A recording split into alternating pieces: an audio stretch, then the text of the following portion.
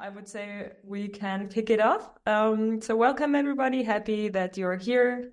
We are excited today to share some of our takes on the topic of customer experience management and what we do at Hive to do that. But before we would dive into that, we would like to shortly introduce ourselves.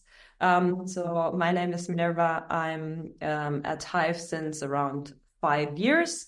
I have a background in industrial design and architecture, and I bring all of that together here at Hive, where I'm responsible for the area of co-creation, and that means that I do a lot of ideation processes, but also when it comes to testing of products and new ideas and all of that is where my passion also lies and what I will be sharing a bit about today. And with me today is my colleague Maike. Yes, also warm welcome from my side. Happy to see so many interests in the topic and so many attendees today. So my name is Maike. I'm also, as Minerva, part of the consumer insights and co-creation practice here at Hive, and within that practice responsible for the part of research, which of course also has very close connection to the topic of customer experience and customer experience management. So it's a topic that we exchange about a lot here. So we are also happy to share that today with the crowd. I have a background, which is also, maybe I'm starting off differently. I'm coming from a more company corporate background. So I have been in the shoes of somebody really creating products, creating experiences. And this is also where I found my interest in really involving customers, users, their perspective in the creation of products, services, and in the end experiences. And just 2 years ago, I joined Hive, and since then I have broadened my horizon a lot when it comes to customer experience. So happy to share both the perspective of also maybe the organizational and the perspective from Hive here. And to kick maybe the topic off about customer experience management, we would like to start in with just giving a very well-known example of somebody who's doing or who's practicing customer experience management quite well, at least from our perspective.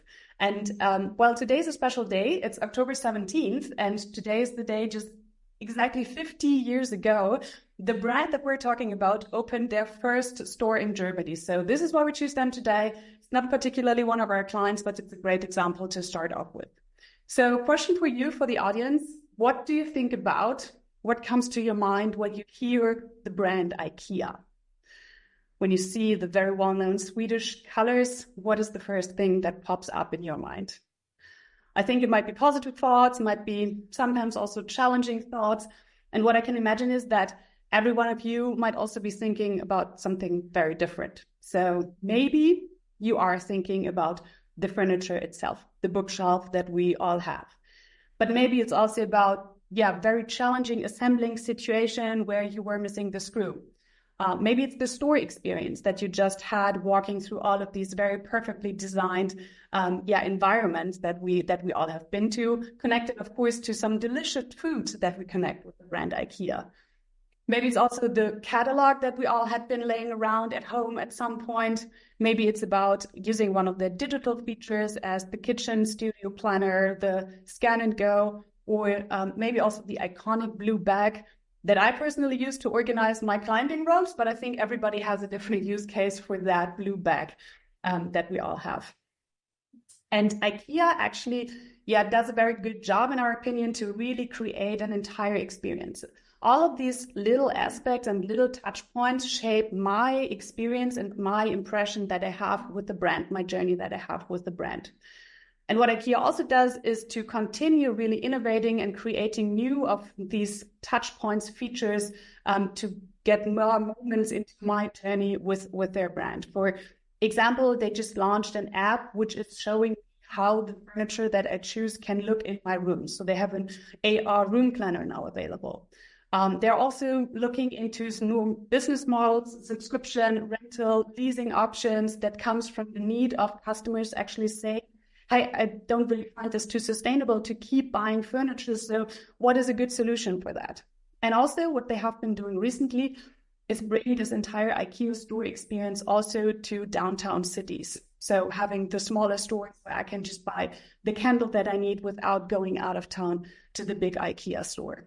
And what this example really expresses very well is that customer experience, so the totality of all of these impressions that I'm having, is shaping my impression. So customer experience is more than just me using the book for the bookshelf for the books. It's more also about any other touch point. And this is also how we want to give a little definition or how we see customer experience, because customer experience, user experience, sometimes are terms that are used quite in parallel. So it's sometimes hard to tell what are we actually talking about.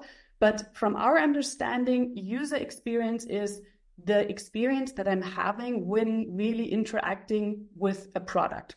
All of the emotions, the needs, the pain points, reaction to me using a product or a service. This is what we understand as user experience. But as we see, food is not included, and therefore IKEA, for example. So customer experience is more than that. And with that comes also that within IKEA as a company, a lot more departments are actually contributing to shaping my customer experience. There is product management, of course, because they design this entire product portfolio that I can buy. There's marketing, PR, events, so any campaign that I'm seeing, that I'm interacting with. Sales and pricing, yes, for many companies also shapes my experience and how well or how good my experience is. Customer support when I'm having an issue is something that, of course, goes into the experience. And also what should be reflected as well is the employee experience, because the more motivated the employees at IKEA are to help me achieve my goal, the better probably my experience with them is. That also pays into this entire customer experience concept that as said. And IKEA is a very well example to go for that. But question is, how do they come to that point? How do they actually do it? Yeah.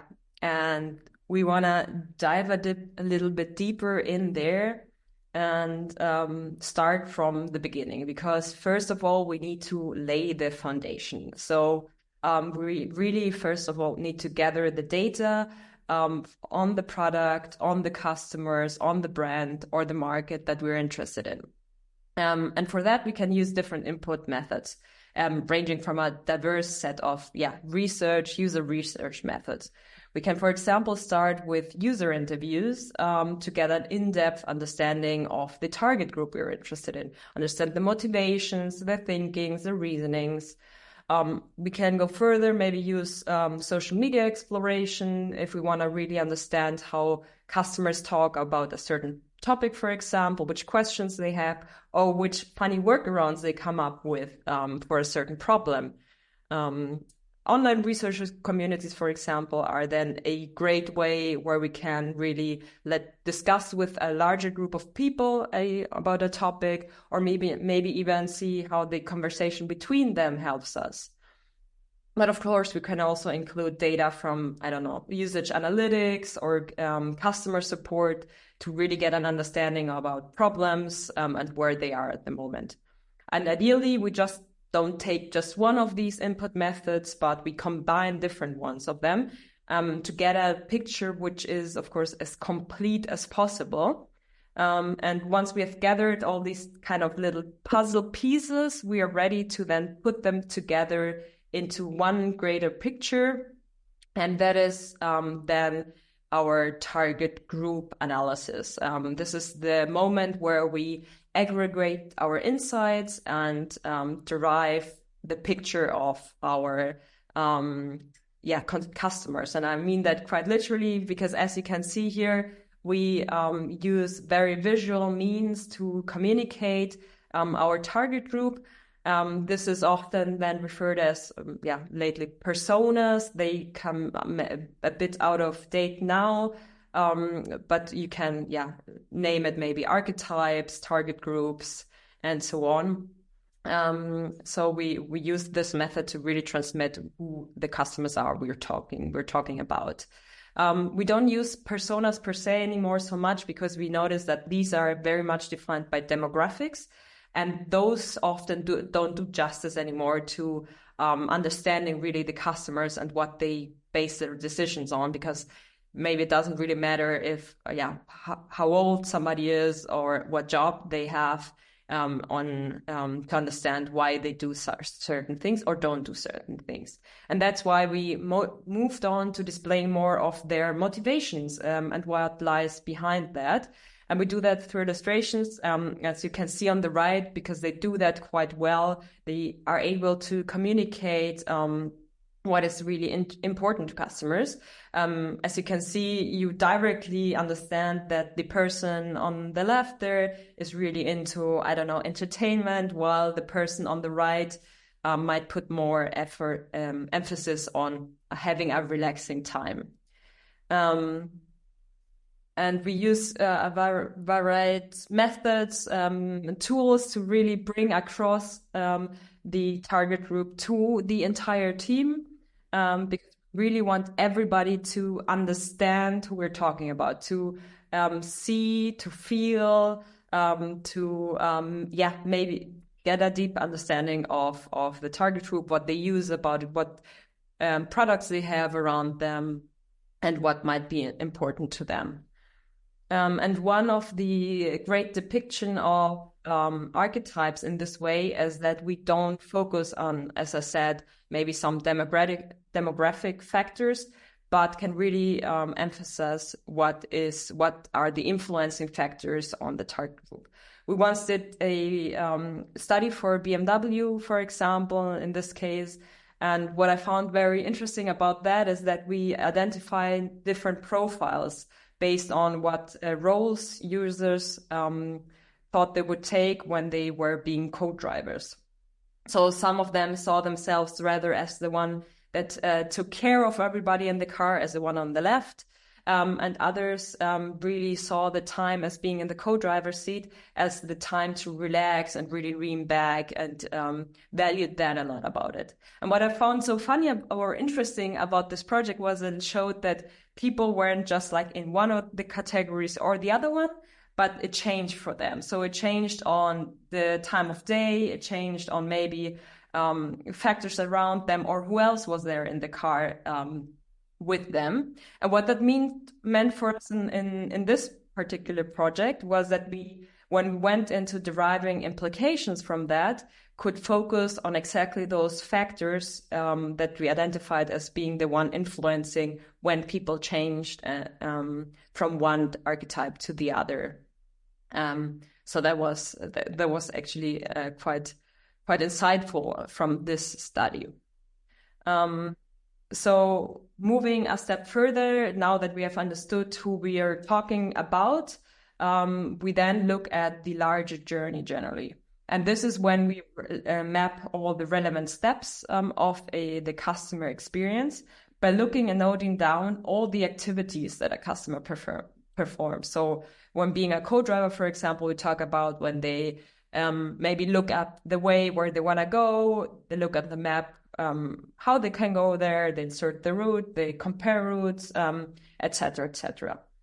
And we here look at all the activities they go through, but also what they might need at each step in time. So what are the wishes here? We then also include aspects such as what pain points do they have, or which questions do they have. So when talking about looking up the route, they might wonder, like, how do I see differences between them, or how does it even work? And lastly, we also look at which touch points do they use. So are they doing this on their phone, or maybe on the navigation system in the car? So this is kind of the first layer we look at, which is the customer perspective. And then we also look at the company perspective. So this is the second layer, where we look at the services that are offered, which a customer can use. But going beyond that, we also look at kind of more the internal perspective. And if you would follow kind of the service blueprint logic, this is what you would call the backstage layer. And here we look at initiatives that might be running, for example, or maybe some requirements that have to be met in order for experience to be delivered. So we go through this step by step. And what we can then learn from that is by looking at these different aspects, we can, for example, when we look at a pain point, derive where we see the need for improvements. When we look at a need or wish which is currently not met, we can see where there are opportunities for the future. And if we look at different steps and notice, for example, that there are two different touch points that need to be used, this gives us a sign that there might be a potential break point in the journey. So we might need to address that. And lastly, there are also, of course, the possibility that a brand is, for example, working with new technologies that might offer future opportunities for meeting needs which are not currently there yet, but might be there in the future. So this is more the opportunity for the future. And yeah, as said, we go through this step by step, looking at the individual stages of an experience. But this doesn't mean that this is kind of a rigid plan where you go from one to the other to the next. Instead, we see that this is rather an episodic thing, that customers can jump back in the journey, skip steps, and not go through it in a linear process, meaning that they also don't go it from the beginning until the end, but can also maybe come in between. So there might be other entry points. And for us, that also means that we need to think, if somebody joins the experience here, do they have all the information they need to successfully have a good experience? So it's also about thinking about the entire system and experience as an ecosystem, about thinking about all the different touch points that there are, because that's actually eventually what we want to get to, right? To offer a smooth and good user experience. It doesn't mean necessarily that there can't be any problems at all, because, of course, where aren't there problems? But rather to offer the best possible experience. So also, in case there are problems, to offer the customer support that then allows customer to feel well in this journey. So what needs to be then also very clear to everybody in the team is, are we speaking about the as-is journey, so the status quo, or the ideal? We often encounter the problem with our clients that these two things get mixed up, and that causes confusion.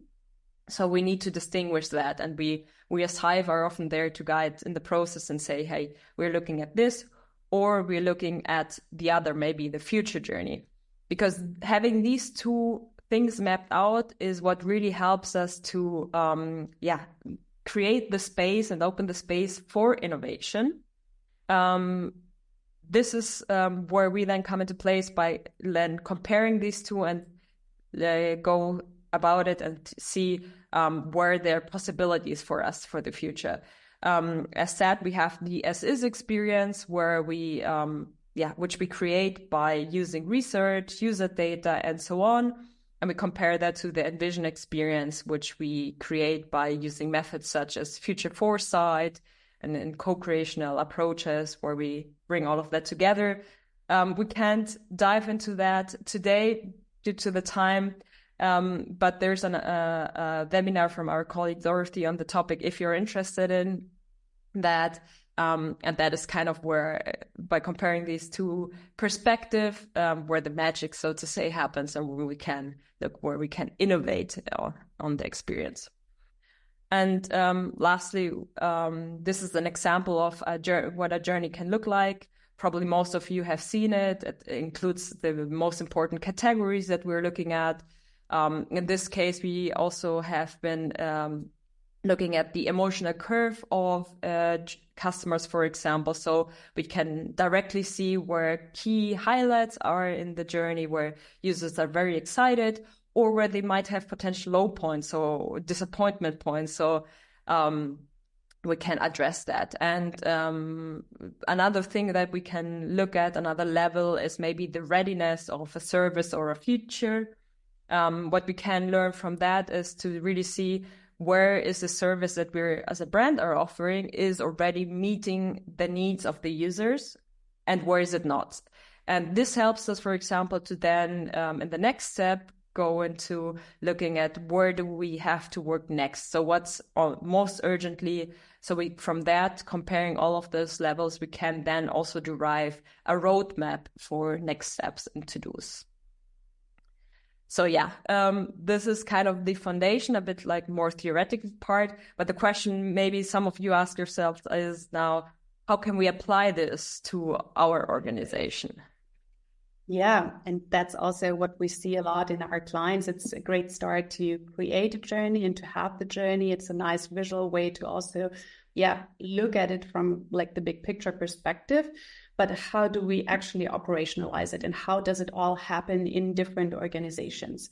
And what we observe a lot in our projects, or also with the partners that we are working with, is that the first initiative to actually start working with customer experience management and also with the journeys comes from a more operative level. So it's often product managers, product owners, innovation managers that actually have this spark or understand how important it is to derive products and solutions from a customer perspective for creating the best experience. But what they then often do is to start look at their space of responsibility, let's say. So we pick one specific feature, we pick one specific product, and really do a dive in into that specific product and experience. And we map out the very detailed journey for this part of the organization. So there was just a study that Minerva and I did last year, where we also looked at an app, which was a feature of a bigger company. And we really did this deep dive with the team and lots of product owners and went through all of the steps that a customer has to run through to achieve a certain goal. And in the end, it was, of course, about deriving improvement opportunities, showing off where the customers struggled and where we can help them, or how improvements can help them to come to the goal that they're starting with opening the app. But it was also about understanding that there was one specific part in this journey where customers had to do some kind of a check-in with the app that was, from a customer perspective, just not necessary. People did not see the reason why to do that, didn't understand why they had to do this in extra interaction. The feature was just created because on the back end, some data needed to be merged. But from a customer perspective, this was just not visible, not understandable. And in that case, also created kind of a negative emotional curve. And we were able to show off that that might be a good step to actually try a different solution, or at least explain why this needs to be done on the customer side. So that was a really deep dive on more an operational level, let's say. What also happens on operational levels, or how we apply customer journeys, customer experience management, is when maybe just a certain part of a longer journey is looked at. So looking at, for example, the sales part of a bigger journey, that is when we look deeper in specific steps of a bigger journey and do the deep dive here and create opportunities and improvement space. And lastly, what also happens a lot and is also very necessary, as we learn that different archetypes have different needs and emotional reactions to certain parts of a product, a service, a feature. So let's look through the lens of a specific customer group and map out the detailed journey for this part of our entire customer group. And this is in an organization happening quite often, and that's a great start, and that already helps a lot in creating better customer experiences in the end. But a challenge that we see with mainly also our bigger partners is that each of these fragmented steps really looks a little different. The journey is built up a little bit different. The layout is different. The purpose and what it works into is a little different. So what is sometimes missing is really this high level, big picture, main journey that actually builds the journey from a brand perspective and really shows the vision on where do I want to go with that customer experience. So referring back a little bit also to the target journey that we talked about earlier, each of these little journeys is very valuable in itself and helps to create great experiences. But what sometimes misses is these journeys feeding into the main journey and understanding how the customer not only has an experience with a part of the company, like an app, but also with maybe some marketing parts, maybe some other touch points. So how does this all interact? Because the smaller journeys, of course, nurture the big main journey, and the other way around, the vision of this target journey that also nurtures, of course, the journey on the sub-levels, on more operative levels. And this is what sometimes is missing a little bit, or sometimes that is not too easy to achieve, of course, with bigger organizations. But what I personally find very, interesting or very, very insightful is that is actually where we can unleash this full potential of customer experience management by really taking this entire topic of customer experience management to more the strategic level of an organization. Because going there and having this more top, bigger picture bird view on where do we want to go and how do we also give the strategic guidance for all of the teams to roll it out really helps in creating these cohesive, outstanding experiences and transforming step by step also in a more customer-centric thinking organization. So we can shape like this shared vision of where do we want to go, and from there then derive an actionable plan, also create and provide the clear structures and processes on the internal side that are needed to come to the point where it's on working on the features and also understanding and also allocating the right resources to the right positions. So understanding which step of the journey, the overarching journey, is like super impactful for customers, gives us the opportunity to also then allocate the resources to those places where it's really necessary to invest in innovation to really create this entire great experience that I'm having with the entire brand and not the interaction only with a specific touch point or a product. And that also comes with not thinking in this silo directions as we typically do, but also to break that off and understand that there's more teams working on different customer experiences and shaping them. It's about cross-functional working together and really use these synergies working towards the customer goal and not to maybe the internal goal as in the silo it has been happening before. And one point that I also try to, or we Hive all do, but also I personally try to bring in the project, is to really take the team along, really coaching them, training them on how to be customer-centric, how to shift to a customer-centric mindset, and really empower everybody on the team from top management to whoever is working, programming the feature to work towards the customer's goal and innovating towards the customer's goal and creating these better experiences. So maybe taking it all together, we can compare it a little bit to some music. So on the operative level, it's often as we see like a single violinist. So that creates music. That is already some beautiful music that we can listen to, but it's very like singular. And the strategic level can be maybe more compared to some conductor that is giving the guidance, is giving the strategic processes and trying to really orchestrate this entire customer experience from an organizational point of view. But where the magic happens, where it all comes together, where actually the harmonies then have their place to shine is when we really align and interconnect these two levels and have the operative level and the strategic level aligned and work together.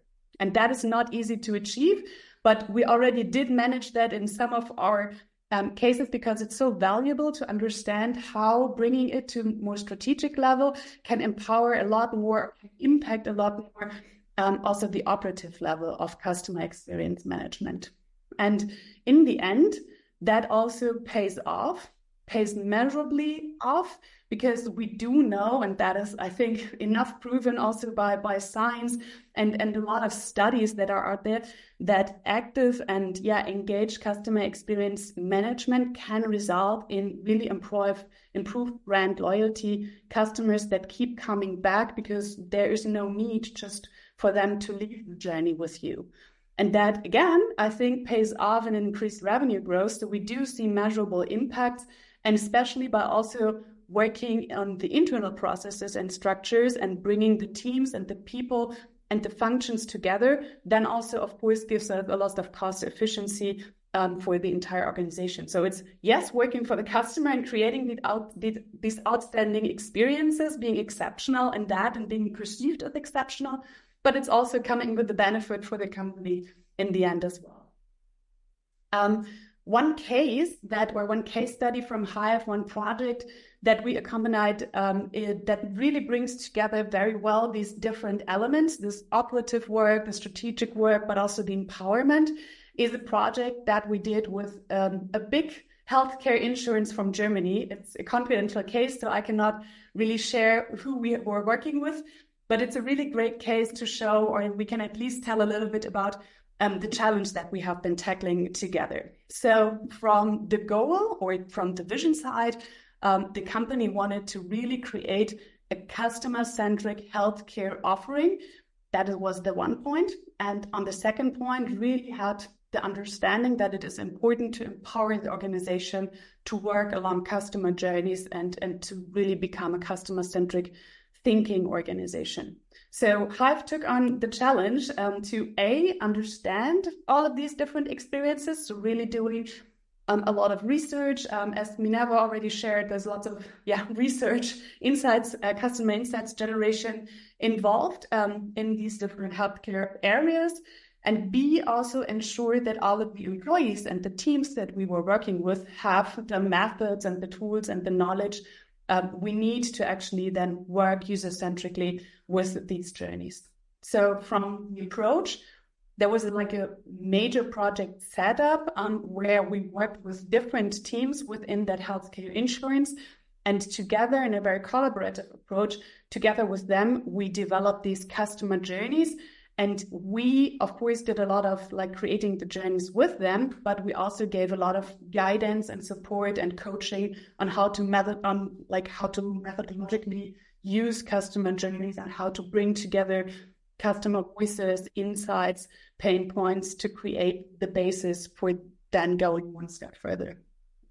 And one thing that I also like to see in the end was not only the process and this process of empowerment, but also how then solutions were created with the work that was done before.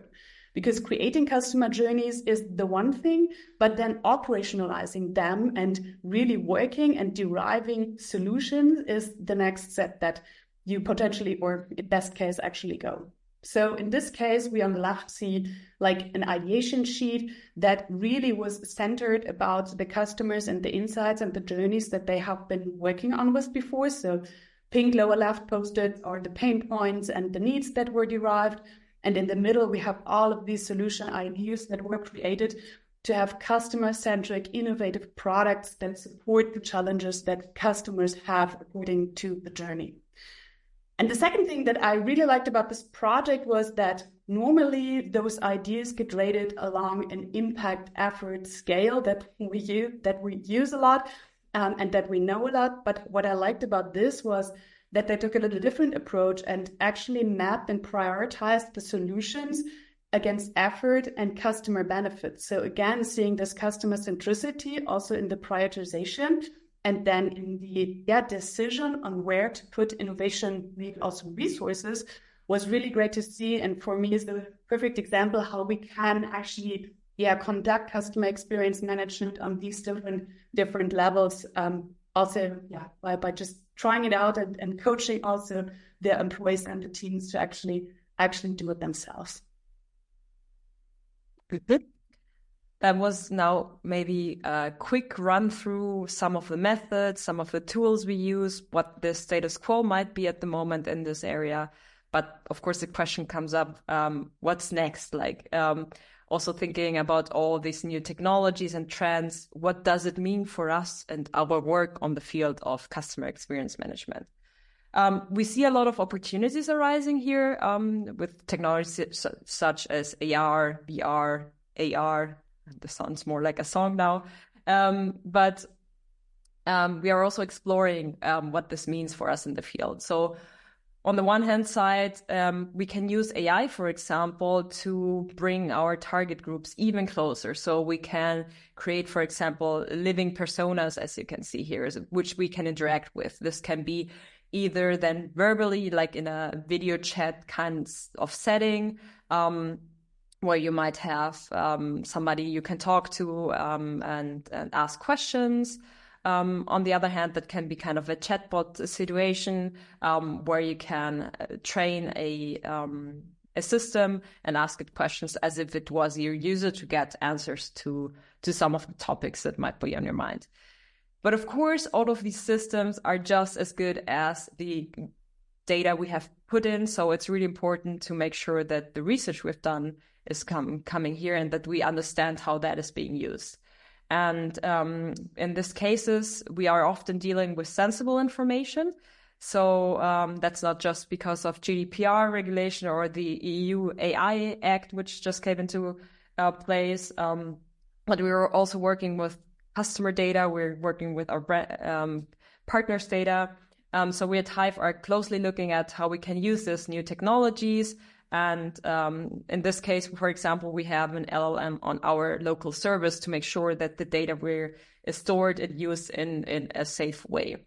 And there are more tools and more possibilities out there. And we have a whole team at Hive around creative technology, which supports us in that and is just exploring that area a bit further. But in the end, what we think or what our take is, no matter which tool we use and how we shape the process, what is important is that it should be an ongoing process. So if we're talking about customer experience management, it should be like just one time thing where we do one study, that's it, we learned something, we derived implications, great, might work for some time. But after that, of course, things change. We might experience new things on the market, changes in the target group. That is data that we can feed in.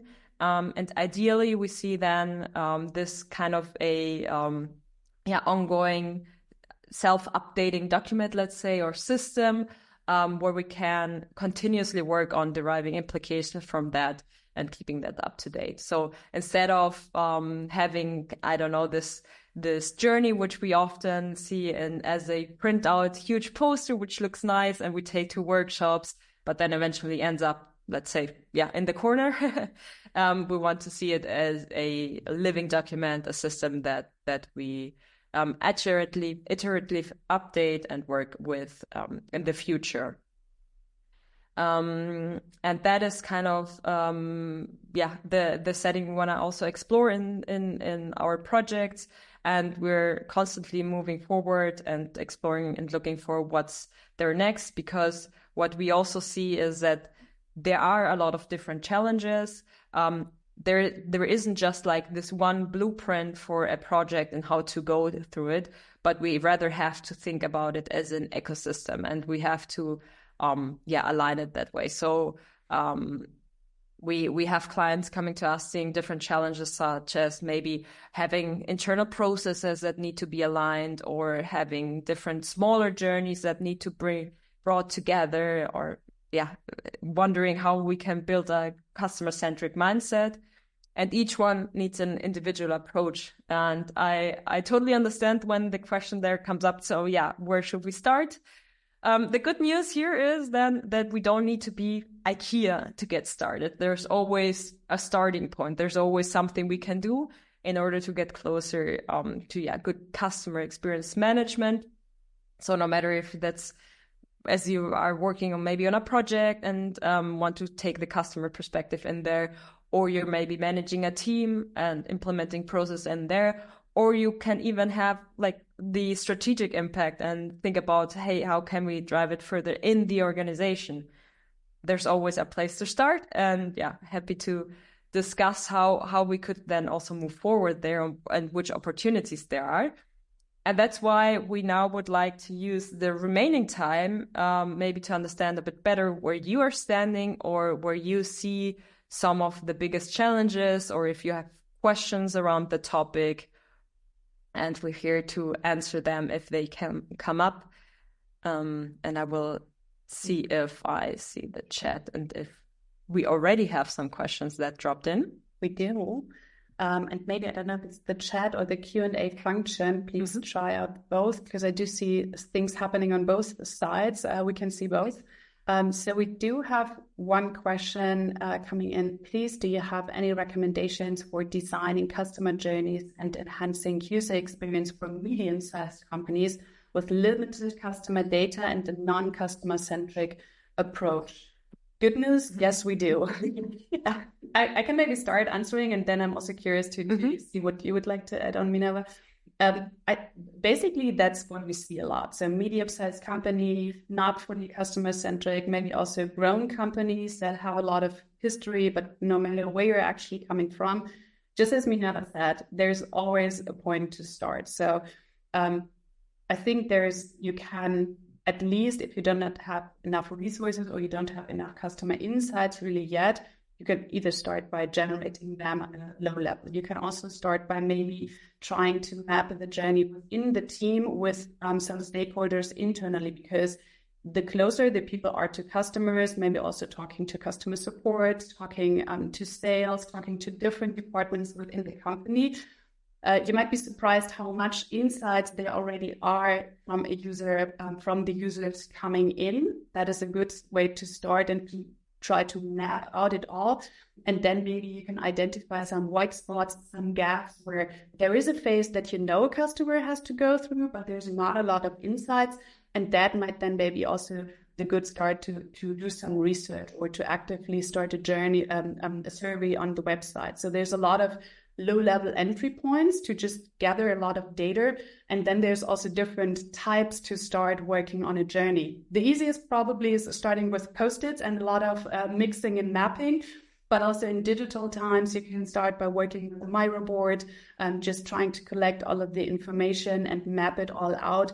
And then I think there's also a lot of discussion and workshopping needed to understand, do we have the right amount of data? Do we need to go into research at a certain point, or are we already able to derive some conclusions from there? And this is also where we do a lot of support with our clients, not designing the research or like designing all of the journeys, but also then going one step further and go into the workshop scenarios with them to actually go into finding opportunity space for innovation. Mm-hmm. And what I think is quite interesting about that point that you mentioned there, Mike, is that once you start mapping the experience out yourself internally, you can base that on assumptions. And we have supported clients. We, for example, do then internal stakeholder interviews, gather that, as Mike just said, customer support input, and so on. What we clearly see quite quickly is then where do we miss information, or maybe where are already some big pain points that we need to address urgently because it has a major impact on the experience customers are having. And that is then already a great way to maybe go a level further and say, bring that maybe to somebody in charge and say, hey, we should do some research here, or hey, there is a need for action at this point. So it also helps not only to understand where you should become active, but also serves as a mean of communication within the company, maybe to address the issue. I think we do have another question here. So how do you deal with change resistance among teams, especially when trying to implement new processes to improve customer experience? Good question as well. I think coming back to the point I've just mentioned, the point about communication internally, making structures, making processes clear and visible for everybody on the team is for me one of the big factors here, because having something laid out in a way that everybody can look at and can see, hey, this is a point where we have to become active, helps to get everybody on board.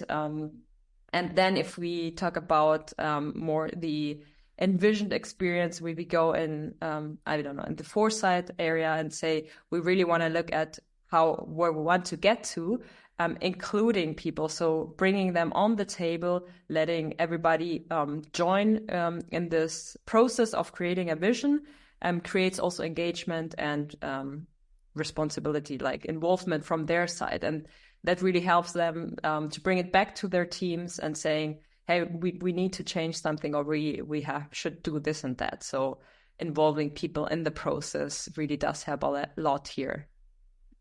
Do you have another take on that? I think that is like kind of one of the major takes I would take, like the involvement and the empowering that we do. There's also some coaching programs that we do to really, from an external perspective, sometimes bring in that feature that sometimes help just from an external perspective to support the process.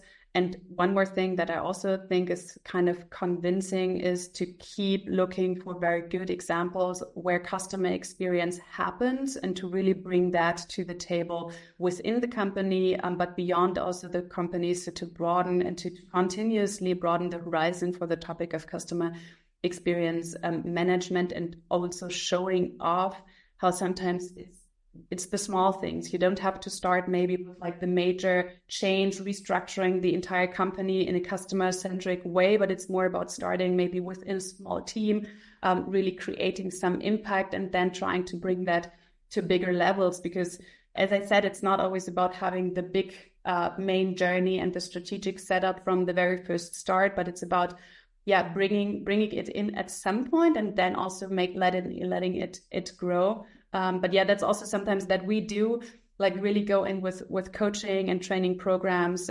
For some companies, we have that as a running system that we continuously coach the entire organization, different teams from top level management to really operational level. They are all happy to attend and really get this experience. We run through them through the entire innovation process, and really try to brief in, give them an idea of why it is actually so important or it can be beneficial to actually think customer oriented. And sometimes it's also that external spark that just helps to make it click, and that off-topic setup that sometimes help to just have the mindset shift for teams or also individuals.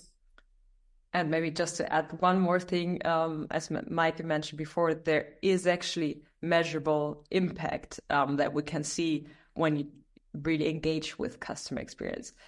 So linking it back to some of the KPIs that might be important to teams, to be honest, that might be rather in bigger organizations where that is the case, but that also helps, of course, because once you have measurable goals, which you have to go to, that it's more the extrinsic motivation. I would rather go for the intrinsic one, which we just mentioned.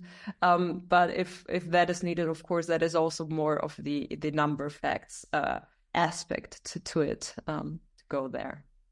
And I think we have another quite interesting question about what role will sustainability play in the future of customer experience. And I think that is super interesting, especially nowadays, where we see like sustainability on the one hand, is everywhere. Like we are talking about it on a daily basis, and yet on the other, sometimes don't see it reflected yet in all of the decisions that customers take. And what I find quite interesting about that is that this is exactly what we can uncover by looking at our target group as they are at the moment, which motivations they might have, because that is when we can see, for example, if sustainability plays a big role for them, but maybe at the moment they have other factors that are more relevant to them, or which they just have to take more care about, such as, I don't know, their financial situation, let's say.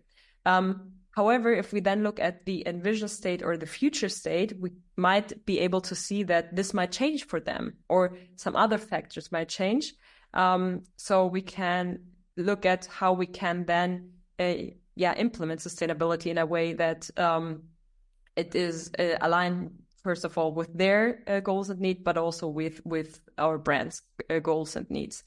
And secondly, it also will not come from there, but also we do just have to adapt to changing laws and restrictions there, or guidance there. So by having all of that in mind and not just mapping the as-is state of the experience, but also then underlying what might change in terms of regulations, helps us to align both of these layers and make sure that the experience that customers get still stays positive or coherent once something changes there. So it allows us to bring these different perspectives together to better understand what might be behind reasonings, and then to ideally, go along with that and follow that logic. Mm-hmm. Yeah, and I also think that sustainability is like a big topic that also then in case for specific customer experience needs to be understood a little bit more deeper. What does it actually mean? How is it understood by customers? What is their interpretation of customer experience in context with our brand? And I also think it's more and more becoming a hygiene factor across the entire journey. Definitely. Also looking forward. And then it's in a second step, just as you said, it's also a lot about reacting to different archetypes, how they understand firstly how they see the topic, how they interpret the topic, and what that means to them in every step of the journey, during sales, during onboarding, during usage phase, advocacy, and how can we create sustainable experience on all levels. More questions. I do have one more. Wait, I lost it. Oh, there we are. What chances and challenges do you see with AI in customer experience? Hot topic. Hot topic also for us, and I think the phrasing of chances and challenges is exactly what it is, and also how we understand it, because I think it gives us a lot of opportunity, both in our active work, as for me, for example, as a researcher, on how to generate data, how to analyze data, how to interpret data, how to visualize data, to create also immersive ways of working in customer experiences. That's a lot of chances that we see. Personally, also like currently exploring all of the opportunities that we have, implementing the first tools that we're using. It's also sometimes quite challenging. And I think Minerva has been talking about it before. We need to make sure that the data, especially working with partners, user data, we need to make sure that all of the tools that we are using are compliant in terms of privacy, in terms of confidentiality, because especially in the innovation sector, there's a lot of confidential topics and information that we might also process with AI. So that is also where we take a lot of care, but that of course also challenges a little bit in finding the right tools or also developing the right tools on our own. We do have some things in development, let's say, where we can be sure that it is perfectly fitted to our needs, both in working or like generating research or conducting research, analyzing research, delivering customer experiences, and also then going one step further, probably going into AI insight management and probably going in AI visualizations of customer journeys in that step. Additions? Okay, I think we might have time for one more.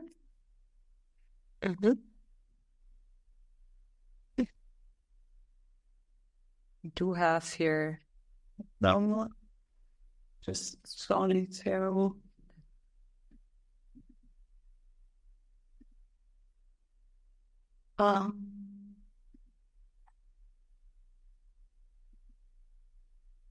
Integration. What is your take on integration of data analytics for customer journeys? I think we briefly touched a point or touched base with that topic in the webinar itself. I think it's one input variable that we can reflect in the journey. And I know that a lot of CRM systems build the journey upon customer support data, web analytics, so all of the data coming in on a daily basis, and then also adapt journeys according to that. It's not typically what we do on an everyday basis, because coming from an innovation perspective, that is something that we reflect in journeys, or where we also look into data of our clients, but that's not something that we typically do, as we are more on like the high level innovation area, let's say, and don't look too detailed into like daily changing data analytics, or like in really repeatedly changing data analytics. That's probably something that is more happening on the operational side at the customers. But as we also said, it's super important to understand the journey not as a static tool, but as something changing.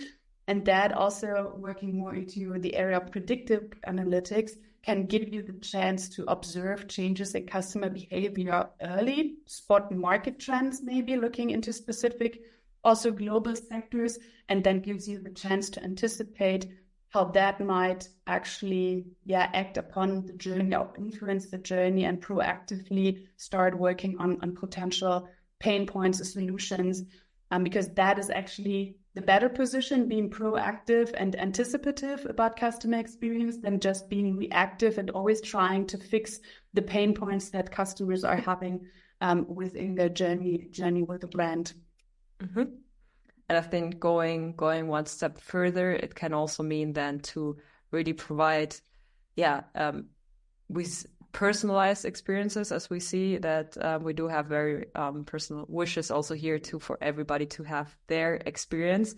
Maybe that answers the question when that came up more on a literal level, which is here when it comes to customer experience. Was Sartre right when he said hell is other people? Maybe let's bring it into that context. But I think overall we can see that there are a lot of possibilities and challenges out there. But we are in a field that's also moving forward, where we do see a lot of changes, and where every project brings in new opportunities, and we personally are very happy to continue exploring them, and we would be happy to continue talking about it. But looking at the time, I think we would wrap it up here if there are no more urgent questions. But I think if other questions come up, we do have the possibility to exchange afterwards. So please do reach out to us and let us know if you have more thoughts or questions on the topic, or if you have, what your take is here. And that would leave us just with the last word, that being thank you for joining us today, this afternoon, for your time. And I hope you enjoyed it, could take some topics for yourself. Yes, it was a lot of fun. I really enjoyed it. And we're hoping to hear back from you at some point, and would say with that, have a nice rest of the afternoon. Yes, talk to you soon.